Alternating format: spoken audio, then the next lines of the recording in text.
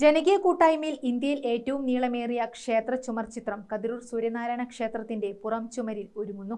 ഏതാണ്ട് 40 ലക്ഷം രൂപ ചെലവ് പ്രതീക്ഷിക്കുന്ന സംരംഭമാണിത്.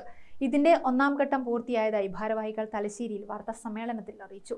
പൂർത്തിയായ ചിത്രങ്ങളുടെ നേത്രോന്മീലനവും രണ്ടാം ഘട്ട രചനാരംഭവും വെള്ളിയാഴ്ച രാവിലെ Guruvayur Devaswom chairman doctor V K വിജയനും ചിത്രകലാധ്യാപകൻ കെ കെ മാരാരും ചേർന്ന് നിർവഹിക്കും.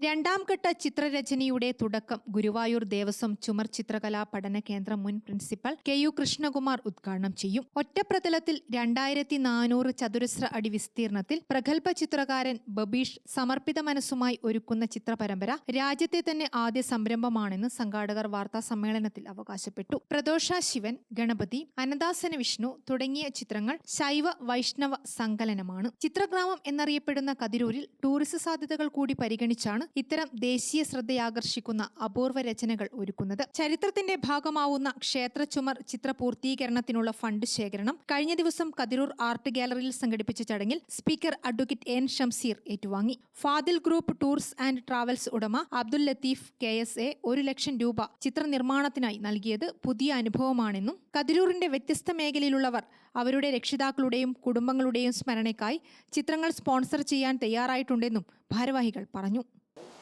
കതിരൂർ സൂര്യനാരായണ ക്ഷേത്രത്തിൽ ഇന്ത്യയിൽ ഏറ്റവും നീളമേറിയ ചുമർ ചിത്രം സൂര്യാംശു അതിൻ്റെ പ്രവർത്തനം ആരംഭിച്ച് കുറച്ചു കാലമായി.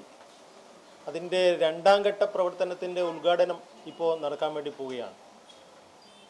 ഇതിൻ്റെ ഒരു പ്രത്യേകത എന്ന് പറയുമ്പോൾ രാജ്യത്ത് ഒറ്റ പ്രതലത്തിൽ ഒറ്റ വ്യക്തി വരക്കുന്ന ഒരു ചിത്രം എന്നുള്ള ഒരു പ്രത്യേകത ഇതിനുണ്ട് എന്നുള്ളതാണ്. മറ്റൊന്ന്, ജനപങ്കാളിത്തത്തോടു കൂടിയാണ് ഈ പദ്ധതി നടപ്പിലാക്കുന്നത്.